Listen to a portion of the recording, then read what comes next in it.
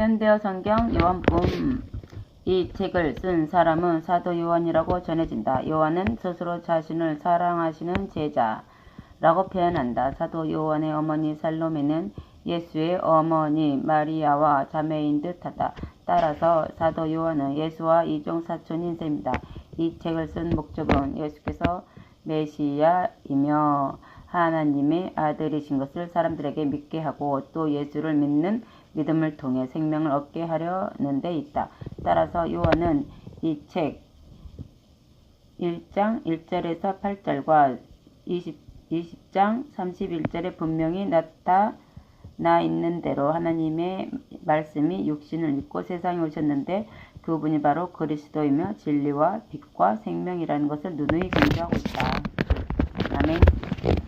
요한복음 1장 말씀이 육신이 되시다. 천지가 창조되기 전 아무것도 존재하기 전에 말씀이 계셨다. 이 말씀은 하나님이시며 그리스도는 하나님과 함께 계셨다. 그분은 천지가 창조되기 전부터 계셨다. 그분은 하나님이시다. 그분은 모든 것을 창조하셨으며 그분이 만드시지 않고 존재하는 것은 아무것도 없다.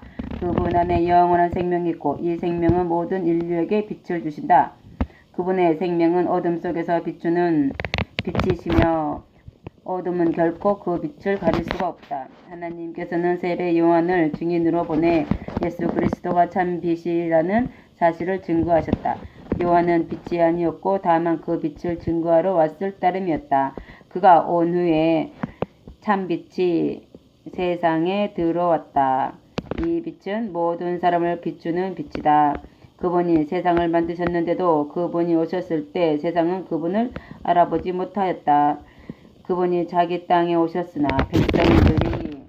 백성들은 그분을 영접하지 않았다. 그러나 그분을 영접한 사람들 곧 그분을 믿는 자들에게는 하나님의 자녀가 되는 권세를 주셨다. 이 사람들이 하나님의 자녀로 태어난 것은 혈통이나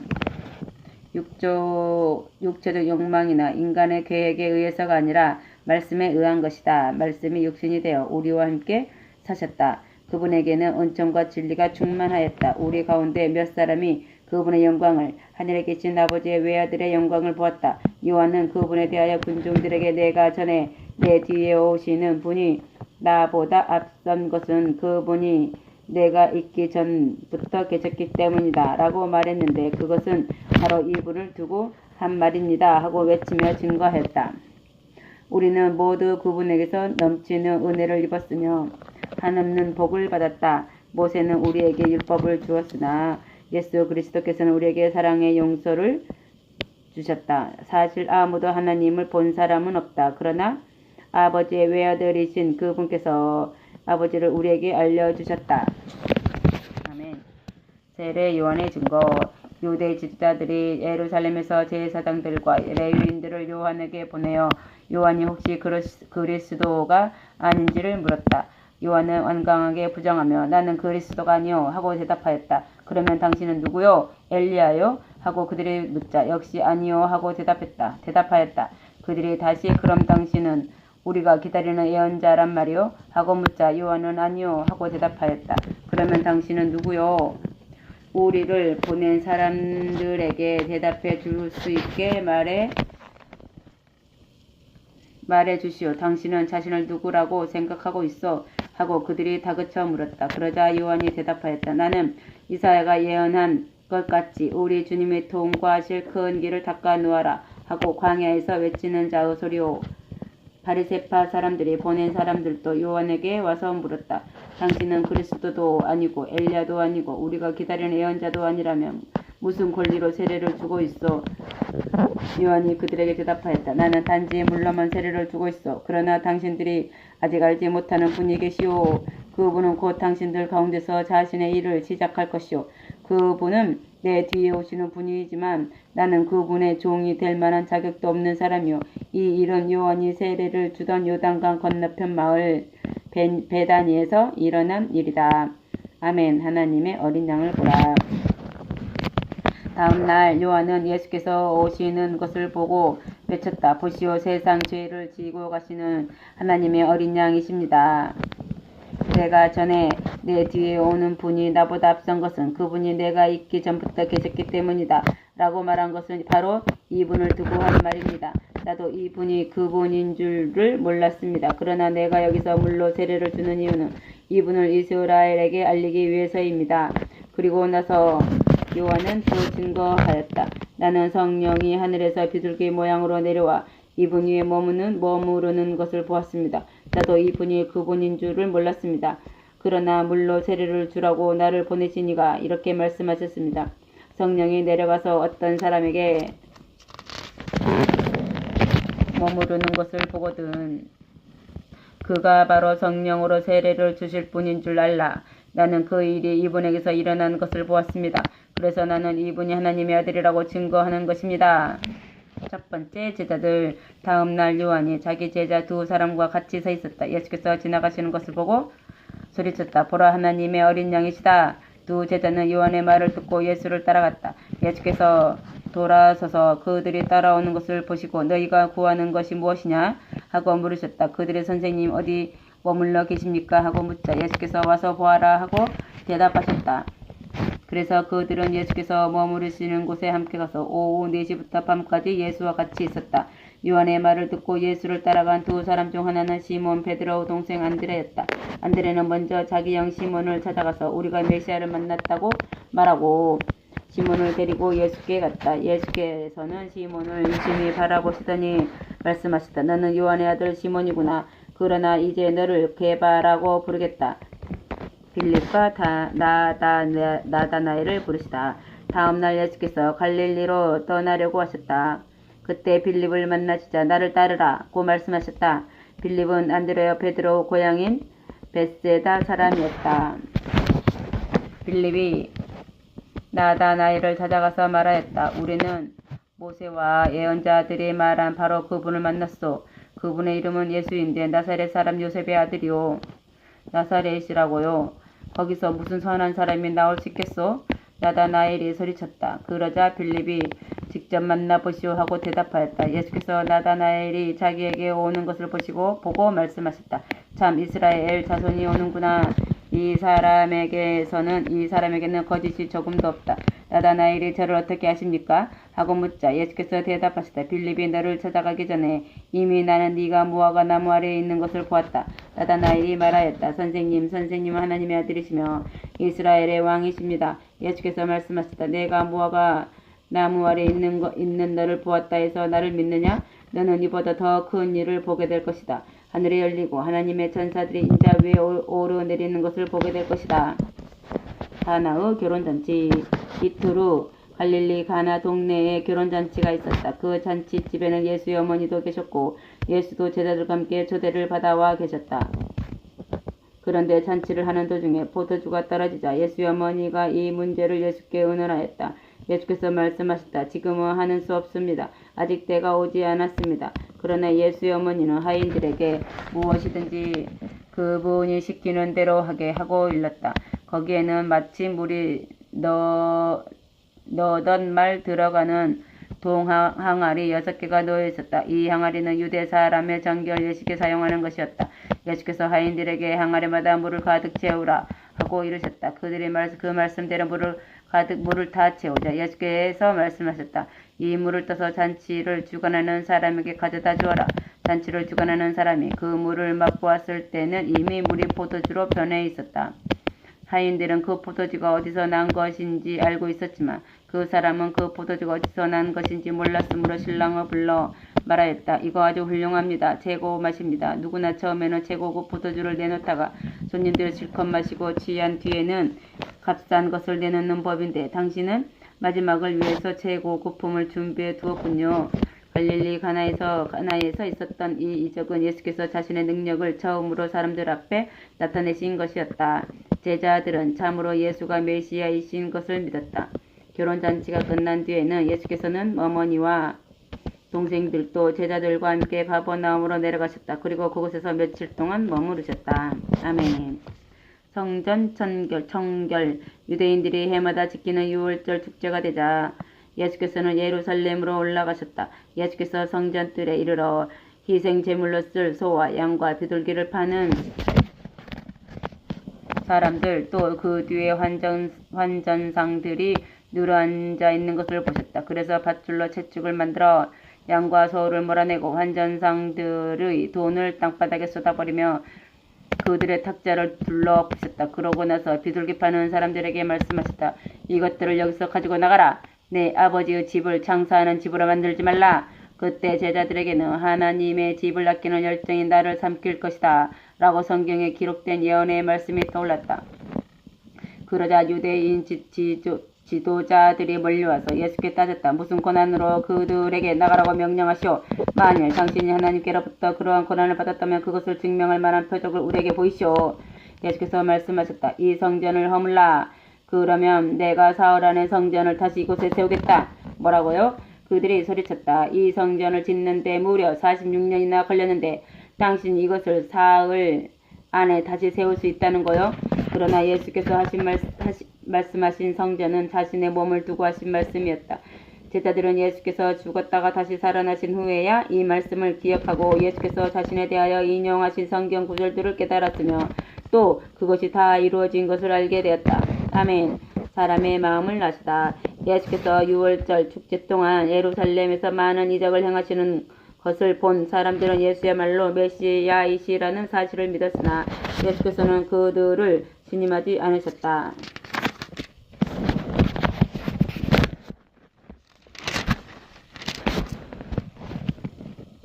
그것은 누가 예수께 말씀드리지 않아도 예수께서는 인간의 마음을 너무도 잘 알고 계시기 때문이다. 아멘. 3장 니고데모와의 대화. 어느 날 밤이 이슥할 무렵 바리새파에 속한 니고데모라는 유대인 지도자 한 사람이 예수께 회견을 청해왔다. 선생님, 우리는 모두 하나님께서 우리를 가르치시려고 선생님을 보내신 줄 알고 있습니다. 선생님이 보이신 표적이 그 사실을 충분히 증명하고 있습니다. 그러자 예수께서 대답하시다. 내가 진정으로 네게 말한다. 누구든지 새롭게 다시 나지 않으면 결코 하나님 나라를 볼 수 없다. 니고데모가 말하였다. 무슨 뜻입니까? 나이 많은 사람이 어떻게 어머니 태에 들어가 다시 태어날 수 있겠습니까? 예수께서 대답하셨다. 내가 너에게 진정으로 말한다. 누구든지 물과 성령으로 새롭게 나지 않으면 하나님 나라에 들어갈 수 없다. 육에서 나온 것은 육이며 영에서 나온 것은 영이다. 그러니 내가 네게 새롭게 다시 나야 한다고 한 말을 이상히 여기지 말라. 마치 네가 바람 소리는 듣지만 그것이 어디서 불어온 것이며 또 그 다음에는 어디로 가는지 알 수 없는 것처럼 성령으로 난 사람도 그와 같다. 니고데모가 다시 어떻게 그런 일이 있을 수가 있겠습니까? 하고 되물었다. 그러자 예수께서 대답하셨다. 너는 이스라엘을 존경받는 선생님에서 이런 것도 알지 못하느냐? 내가 진정을 말한다. 나는 내가 아는 것과 본 것을 네게 말하고 있는데 너는 아직도 나를 믿지 못하는구나.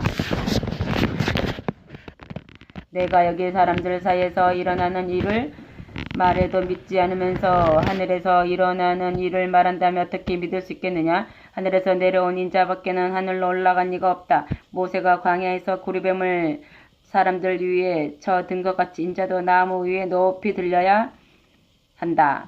그것은 그를 믿는 사람은 누구나 영원한 생명을 얻게 하려는 것이다. 하나님이 이처럼 세상을 극진히 사랑하셔서 외아들을 보내주셨으니 이는 누구든지 그를 믿는 자마다 멸망하지 않고 영원한 생명을 얻게 하려는 것이다.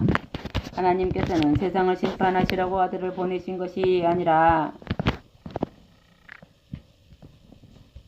구원하시려고 보내셨다. 그 아들을 믿는 사람은 영원히 어둠에서 벗어난다. 그러나 그를 믿지 않는 사람은 하나님의 외아들의 이름을 믿지 않는 것만으로도 이미 죄인으로 판단을 받은 것이다. 죄인으로 판단받았다는 것은 곧 빛이 하늘로부터 세상에 들어왔는데도 그들이 빛보다는 어둠을 더 사랑하였다는 것을 뜻한다. 그것은 그들의 행위가 악하기 때문이다. 그들은 어둠 속에서 죄짓기를 즐기고 하늘의 빛을 싫어한다. 자기들의 죄가 드러나서 수치를 당할까봐 빛을 멀리한다. 그러나 올바른 행실을 하는 사람들은 즐겨 빛으로 나아간다. 하나님께서 원하시는 것을 행하고 있다는 것을 모든 사람이 보게 하기 위한 것이다. 세례 요한의 마지막 증언. 그 후 예수께서는 제자들과 함께 예루살렘을 떠나 유대 지방에 얼마 동안 머무르시면서 거기서 세례를 주셨다. 요한은 살렘 근처의 물이 많은 에논이라는 동네에서 세례를 주었다. 이때 세례 요한은 아직 감옥에 갇히기 전이었다. 하루는 어떤 사람들이 요한의 제자들에게 와서 예수의 세례가 더 낫다고 하는 바람에 그들 사이에 논쟁이 벌어졌다. 그래서 제자들이 요한에게 가서 말하였다. 선생님, 요단강 건너편에서는 선생님이 전에 증거하신 그분이 세례를 주고 계시므로 모든 사람이 이리로 오지 않고 그리로 가고 있습니다. 요한이 말하였다. 하늘에 계신 하나님께서는 모든 사람에게 각각 맡는 일을 맡기신다. 내가 맡은 일은 모든 사람이 그분에게 갈 수 있도록 길을 준비하는 것이다. 나는 그리스도가 아니라 그분보다 앞서 보내심을 받은 사람이라고 너희에게 분명히 말하지 않았느냐? 군중이 그분에게 몰려가는 것은 당연하다. 신부를 맞을 사람은 신랑이다. 신랑의 친구도 옆에 서 있다가 신랑의 목소리를 듣고 크게 기뻐한다. 나는 지금 그러한 기쁨으로 가득 차 있다. 그분은 더욱더 위대해지고 나는 더욱더 작아져야 한다.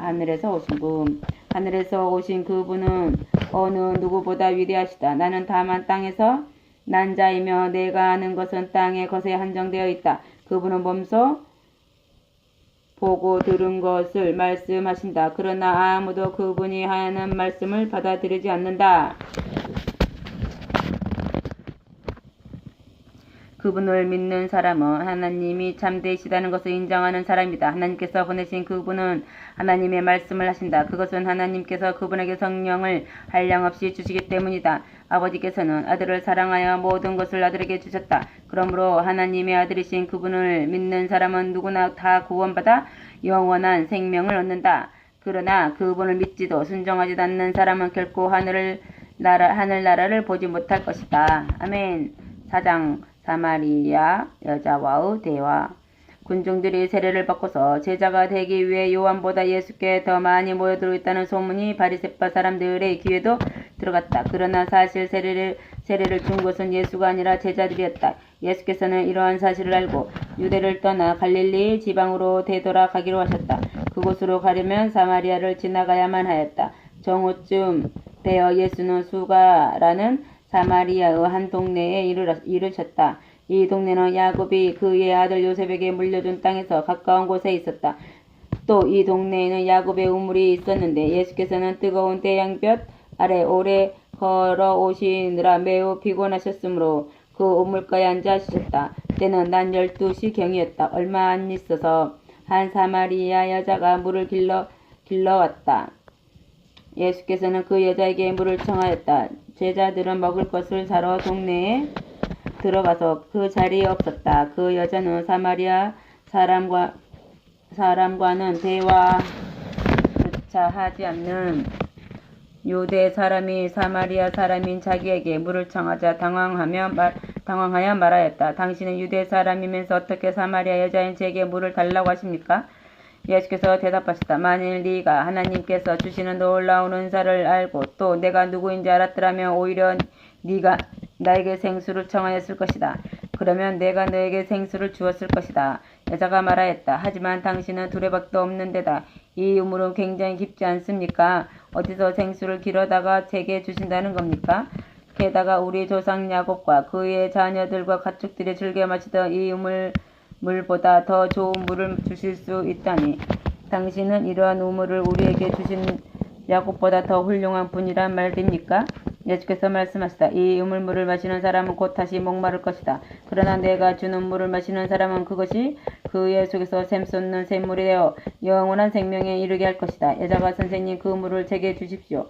그러면 저는 다시 목마르지도 않고 날마다 물을 길러 이 먼 길을 오지 않아도 되지 않겠습니까?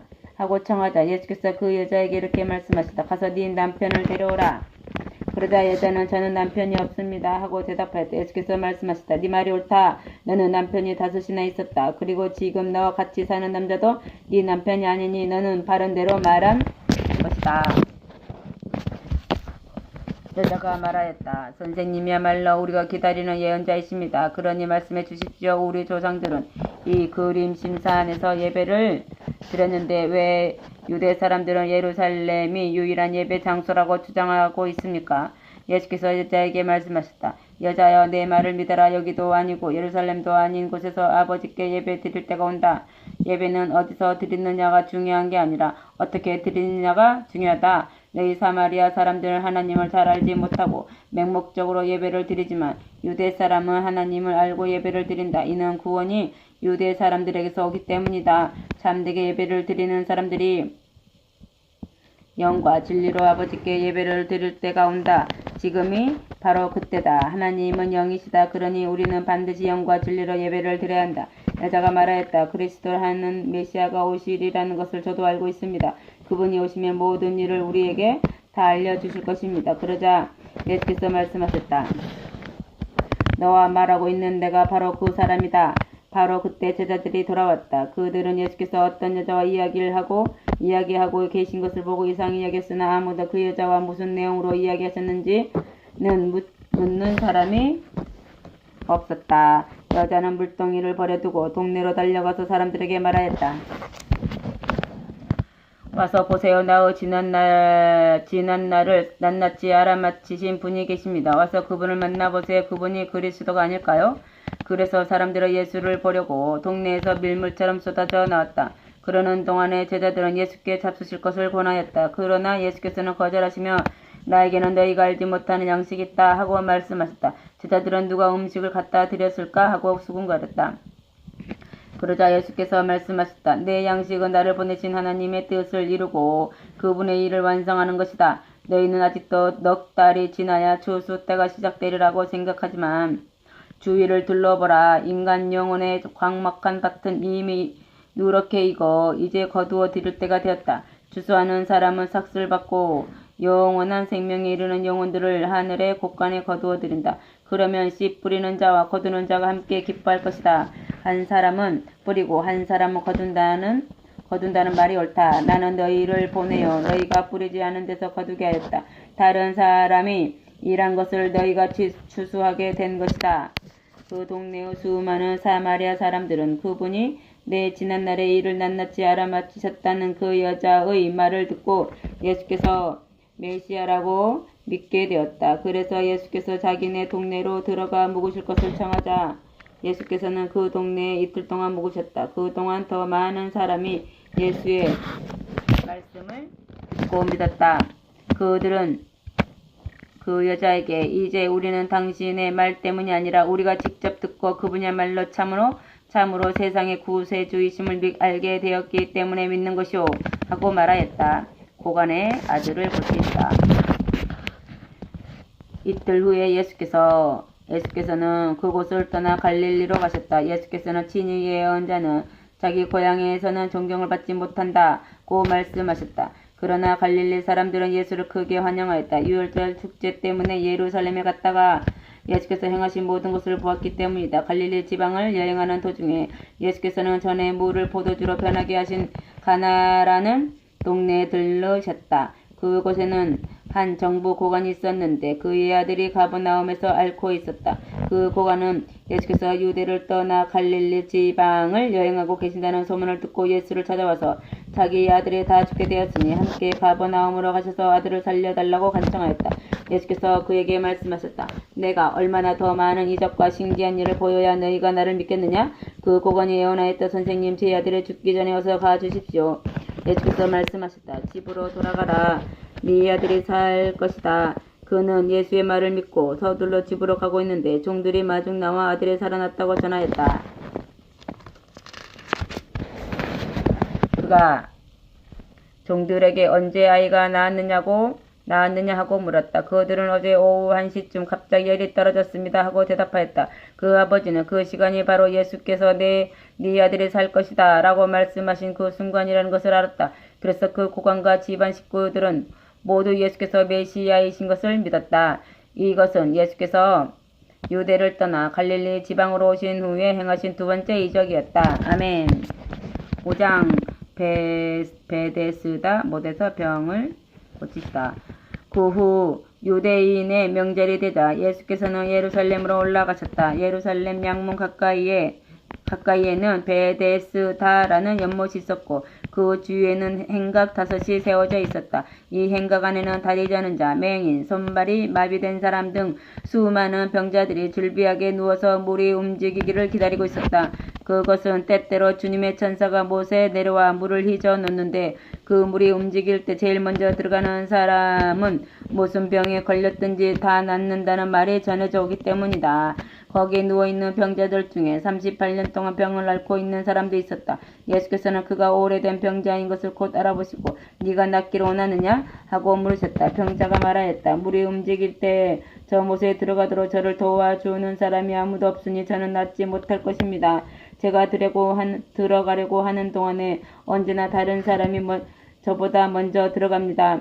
예수께서 그에게 말씀하셨다. 일어나 침구를 걷어 들고 걸어가라. 그 순간 그는 병이 나아서 침구를 걷어들고 걸어갔다. 이 이적이 일어났던 날은 마침 안식일이었다. 그래서 유대인은 병 나은 사람에게 안식일에 침구를 들고 가다니 그건 법에 어긋나오 하고 나무랐다. 그러자 그는 병 고쳐 주신 분이 침구를 들고 가라고 하셨습니다. 하고 대답하였다. 도대체 그런 말 한 사람이 누구요? 하고 그들이 따지고 나섰다. 그러자 그는 자기를 고쳐준 사람이 누구인지 알지 못하였다. 예수께서는 이미 군중 속으로 사라진 뒤였다. 얼마 후 예수께서 성전에서 그를 만나시자 말씀하셨다. 이제 네가 다 나았으니 다시는 죄를 짓지 말라. 그렇지 않으면 더 심한 병으로 고생할 것이다. 그제서야 그는 자기 병을 고쳐주신 분이 예수인 것을 알고 유대인들에게 가서 사실대로 말하였다. 그러자 유대인들은 안식일을 어겼다 하여 예수를 괴롭히기 시작하였다. 예수께서 그들에게 말씀하셨다. 내 아버지께서 쉬지 않고 선한 일을 하시니 나도 그대로 따라하는 것이다. 유대인들은 더욱더 화가 치밀어 예수를 죽이려고 별렀다. 예수께서 안식일 법규를 어겼을 뿐만 아니라 하나님을 자기 아버지라 부름으로써 자신을 하나님과 동등하게 여겼기 때문이다. 아들의 권위. 예수께서 그들에게 말씀하셨다. 내가 진정으로 말한다. 아들이 마음대로 하는 일은 아무것도 없다. 아버지께서 하시는 일을 보고 같은 방법으로 따라할 뿐이다. 그것은 아버지께서는 아들을 사랑하셔서 친히 하시는 일을 모두 아들에게 알려주시기 때문이다. 아버지께서는 이 사람을 고친 일보다 더 놀라운 일을 아들을 통하여 보여주실 것이다. 아버지께서는 죽은 사람들을 일으켜 다시 살리시듯이 아들도 자기가 원하는 사람은 살릴 것이다. 아버지께서 죄를 심판하는 일을 모두 아들에게 맡기셔서 모든 사람이 마치 아버지를 존경하듯 아들도 존경하도록 하셨다. 따라서 하나님께서 보내신 아들을 존경하지 않는 것은 아버지를 존경하지 않는 것과 마찬가지다. 내가 특히 강조해둔다. 누구든지 내가 전하는 말을 듣고 나를 보내신 하나님을 믿는 사람은 영원한 생명을 얻을 것이다. 그는 결코 심판을 받지 않는다. 그는 이미 죽음의 세계에서 벗어나 생명의 세계로 들어선 것이다. 내가 분명히 말한다. 때가 오면 죽은 자들이 하나님의 아들의 내 음성을 듣게 될 것인데 지금이 바로 그때이므로 듣는 사람들은 살 것이며 그것은 자기 안에 생명을 가지신 아버지께서 아들에게도 그 안에 생명을 갖게 하셨기 때문이다. 아버지께서는 아들에게 모든 죄를 심판하는 권한을 주셨다. 그것은 아들이 인자이기 때문이다. 놀라지 말라. 무덤 속에 있는 자들이 다 하나님의 아들의 음성을 들을 때가 올 것이다. 그때가 오면 선한 일을 한 사람들은 다시 살아나서 영원한 생명의 나라로 들어가고 악한 일을 저지른 사람들은 다시 살아나서 심판을 받게 될 것이다. 나는 아버지의 뜻을 묻지 않고 심판하진 않는다. 나는 내가 묻고 들은 대로 심판한다. 내 심판은 참으로 공정하다. 그것은 나를 보내신 하나님의 뜻에 따라 심판할 뿐 내 뜻대로 하지 않기 때문이다. 아들을 위한 아버지의 증거. 내가 나 자신에 대해서 증거한다면 그들은 믿지 않을 것이다.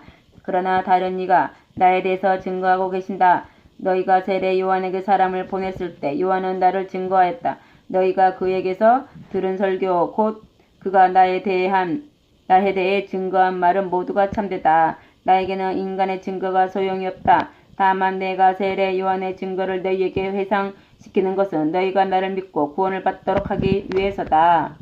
요한은 잠시 동안 등불이 되어 빛을 발하였다. 그리고 너희는 그 빛 가운데서 즐거워하였다. 그러나 내게는 요한의 증거보다 더 확실한 증거가 있다. 내가 하고 있는 일은 아버지께서 내게 허락해 주신 것인데 이것들이 바로 아버지께서 나를 보내셨다는 것을 증거한다. 그리고 내 아버지께서 너희에게 개인적으로 나타나시거나 직접 말씀하시지는 않지만 친히 나를 증거해 주고 계신다. 그러나 너희는 그분의 말씀을 듣지 못한다. 그것은 하나님의 말씀을 전하기 위하여 보내심을 받은 나를 너희가 믿으려고 하지 않기 때문이다.